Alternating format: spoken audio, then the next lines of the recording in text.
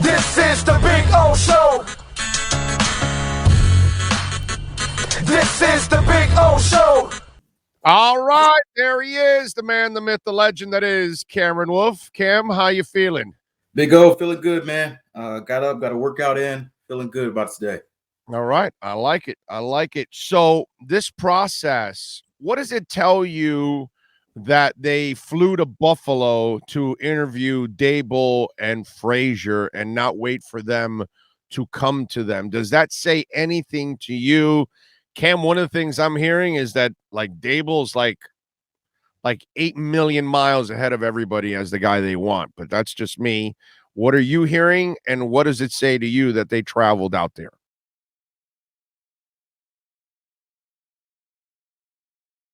Yeah, I know they like Brian Daboll a lot. We talked about, previously the relationship he has with Tua, but also his ability to get the most out of Josh Allen is something that has been a big factor there. And also, you forget that he actually coached. He's coached around a lot of these young quarterbacks. He's been around the league. He's one of these offensive minds that we always talk about, the young hotshot offensive minds. Well, he's a seasoned offensive mind. He's been a lot of different spots.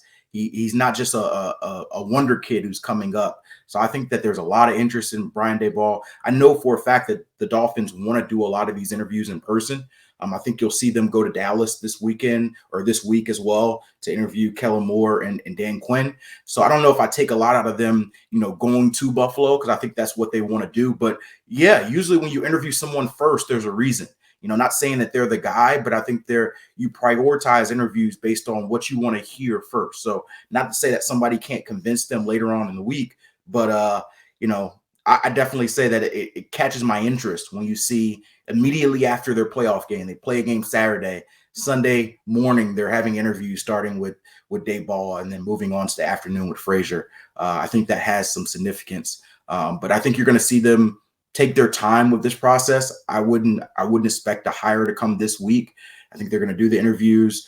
They still have to interview. They have the two Dallas coordinators on the docket. They still have to interview Vance Joseph. That one hasn't officially been scheduled yet. The Thomas Brown interview, I'm told, is probably going to be Friday. So they're probably going to end up doing that Friday. So they're going to try to see if they squeeze in most of them this week, but it may leak into next week as well. So this may be something where, towards the end of the month, early next month, before we actually get a decision. So while I hear Daboll is like the lead dog, the guy I would love is Jim Caldwell, but we're not hearing about the Caldwells and the Petersons or the Jack Del Rios, those kind of established guys that have been around for a while. We're not hearing those guys on the list. Is that a possible second wave, or is that not an option? Now, I think I don't think they've closed their list out. I think you have an initial list right now. You talk to these guys, you see who really excites you, and then you after that you say, hey, do I still need to talk to other people?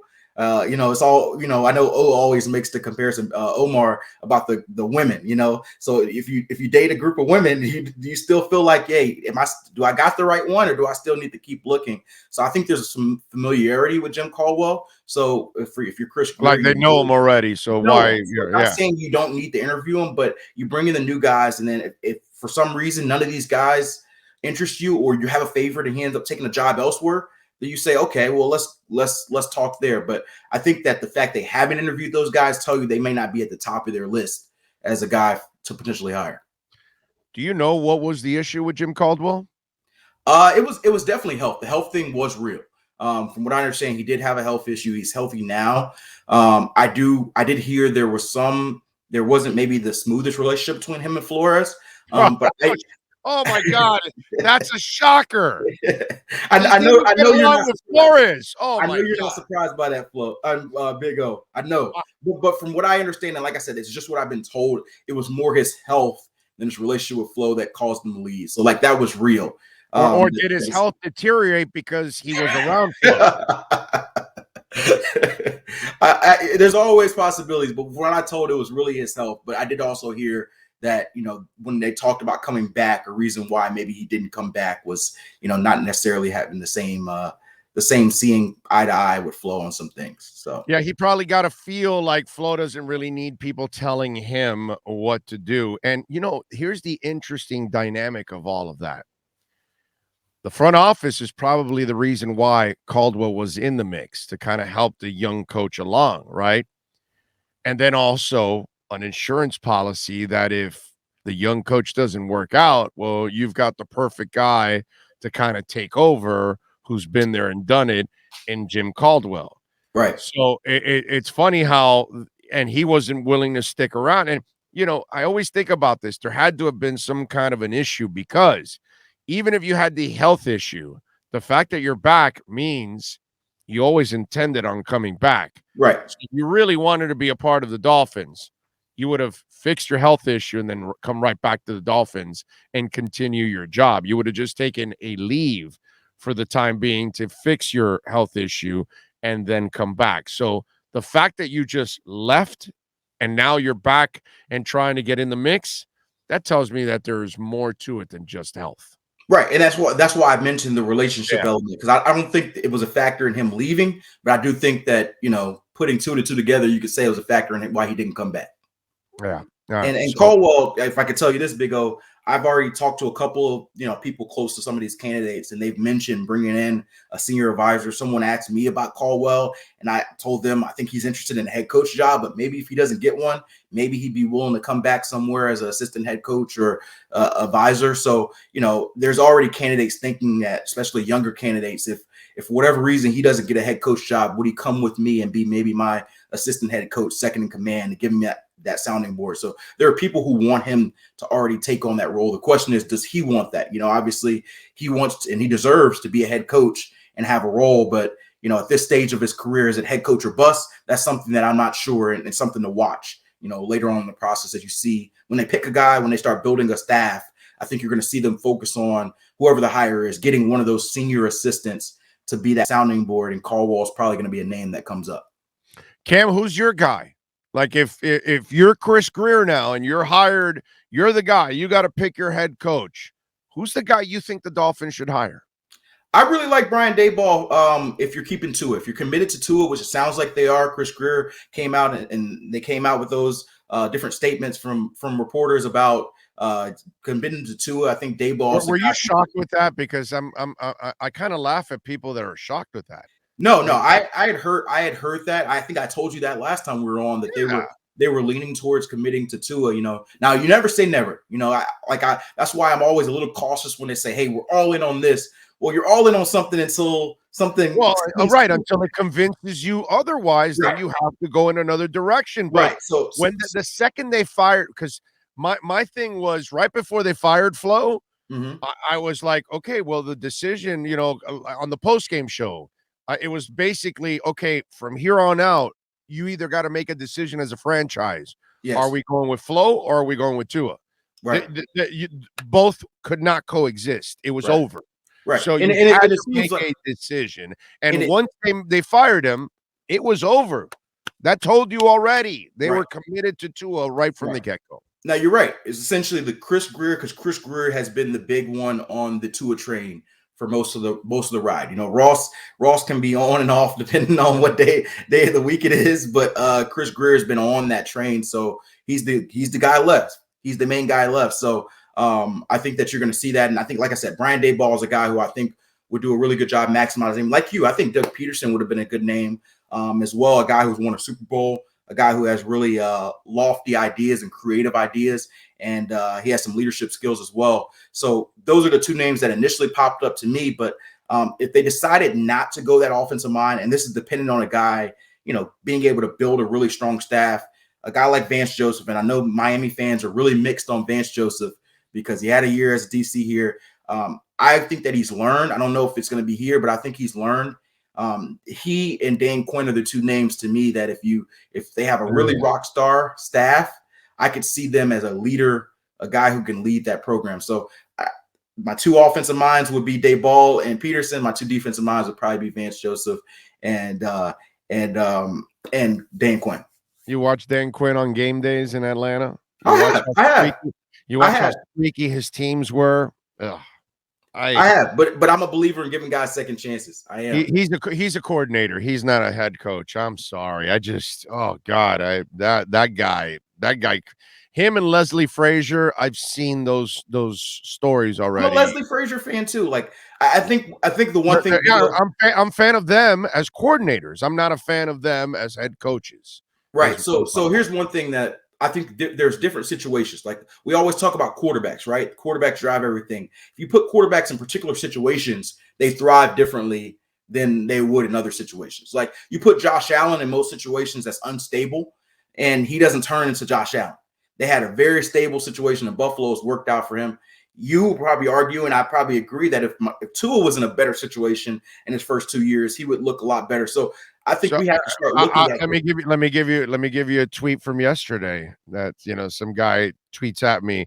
Well, you always say that Tua needs this and needs that, and well, if any quarterback had that, they would be all right. So then I just tweeted him back, and I said, look, I'm not asking you to give him the 72 defense and the 96 Cowboys line, and I'm not asking you to put Walter Payton behind there, and I'm not asking you to put Jerry Rice and B Hop on the other end. No.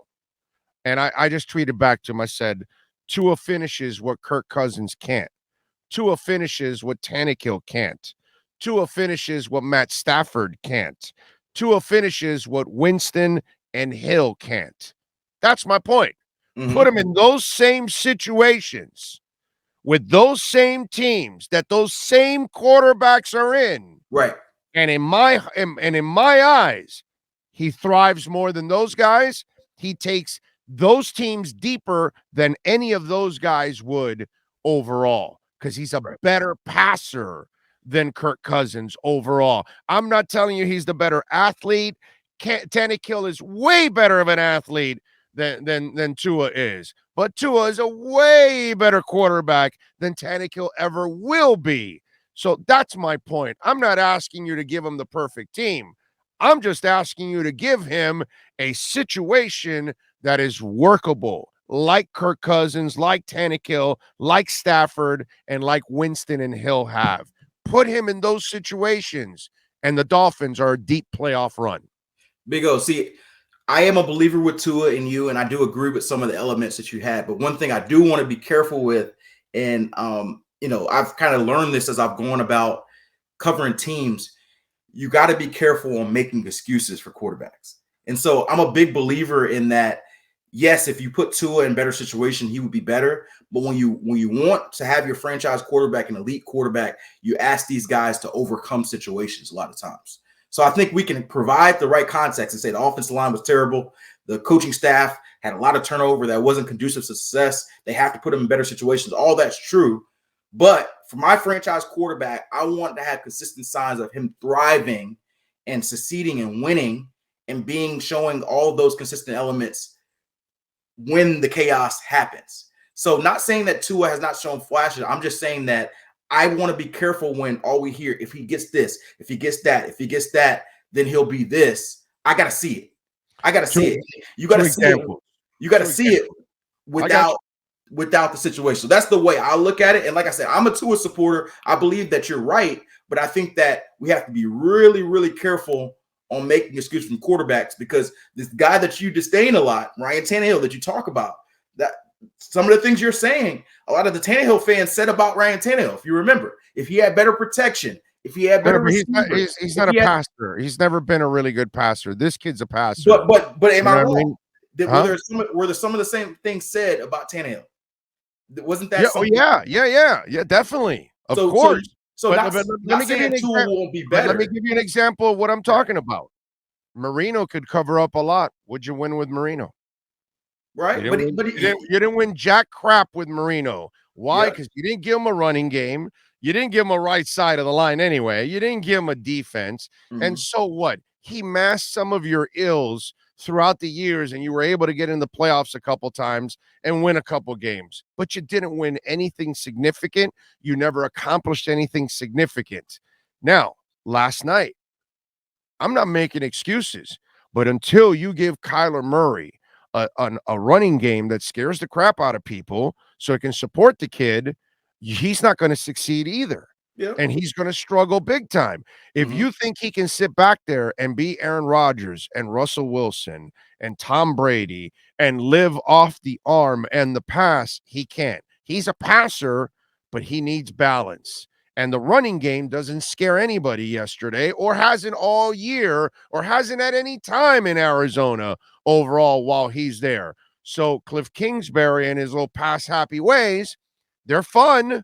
But until you get a running game going in Arizona, you're not going to see the best of Kyler Murray. And you can have whatever you want, and you can have Cam Newton running like a monster and throwing and winning the MVP and going 15-1 and all that good stuff. But in the end, you still need a team.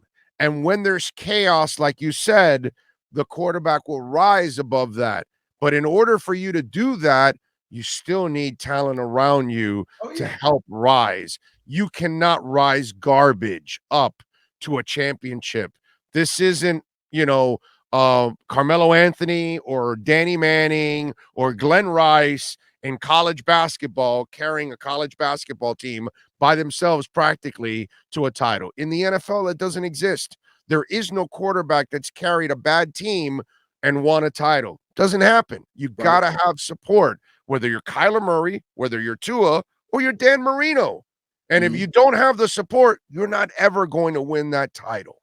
No, I agree with you. I agree with you. Like I said, we agree on a lot of different elements.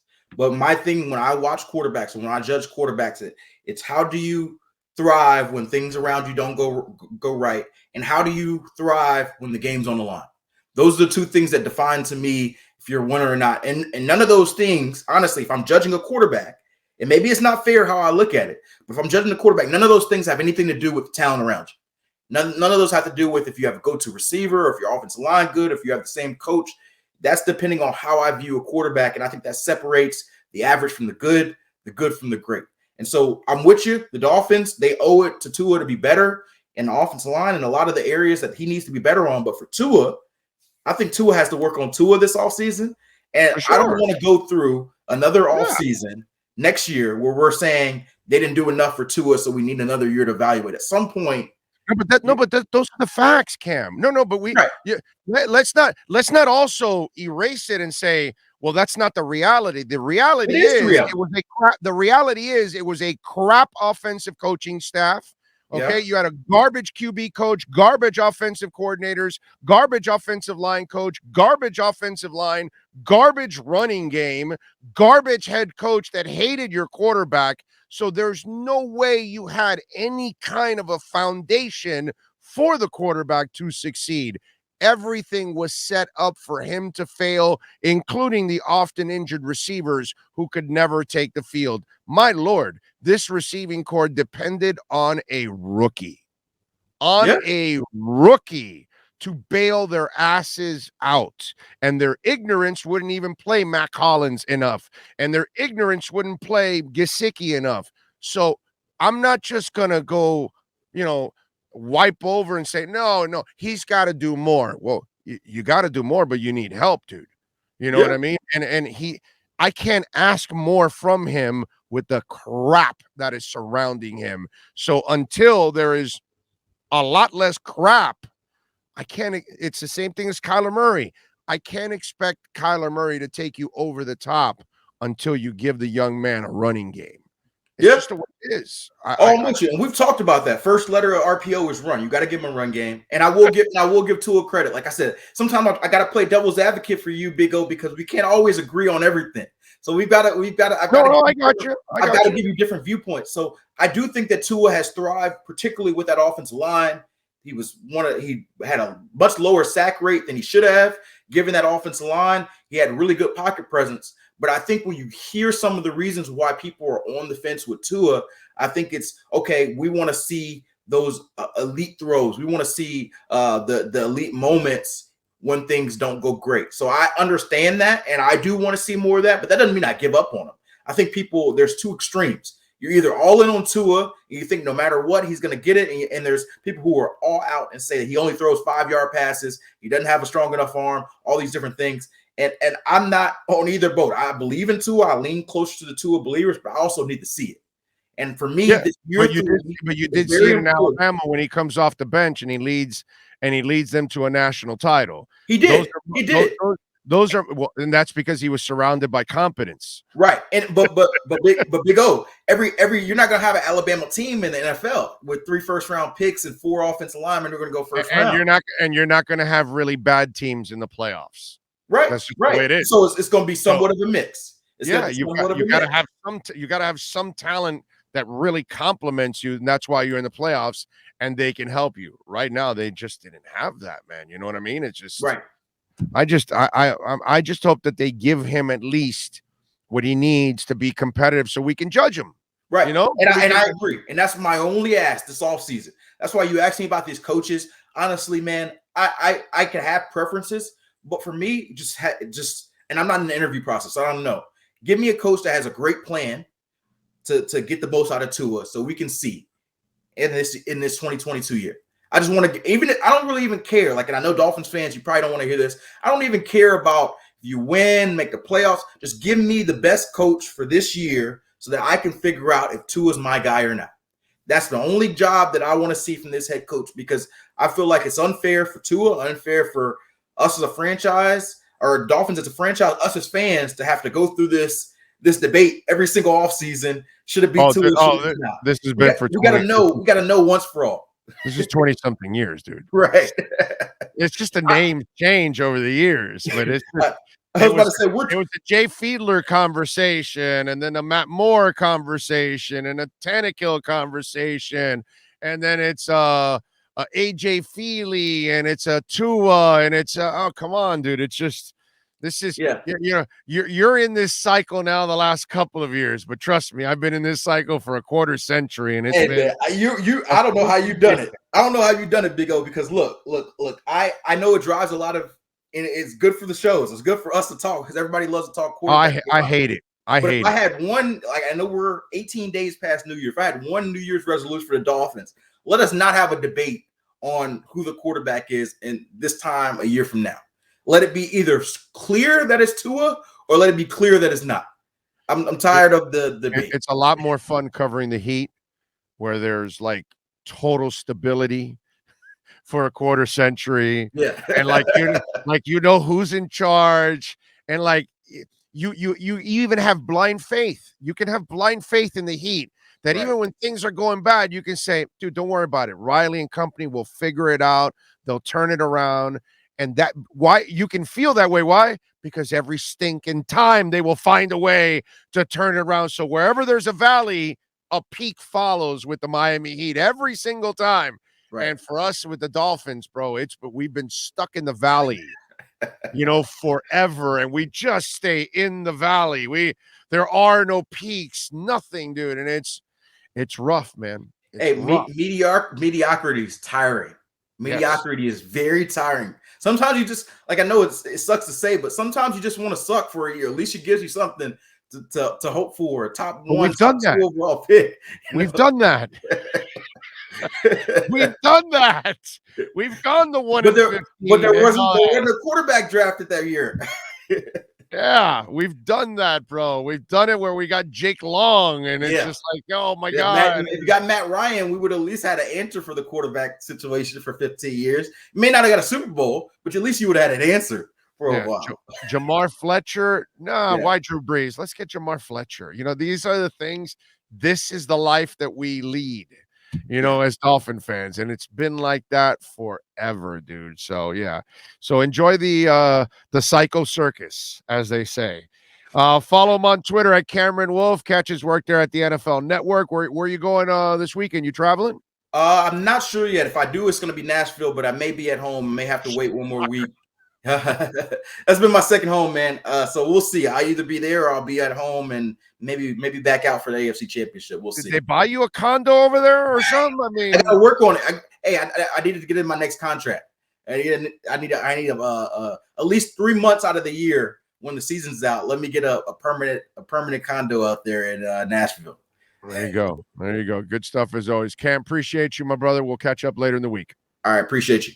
You got it. There you go. Cameron Wolfe from the NFL Network. That is our Fort Lauderdale Police Department, Miami Dolphins, and NFL report.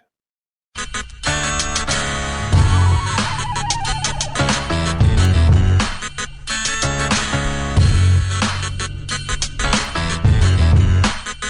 is the Big O Show. This is the Big O Show.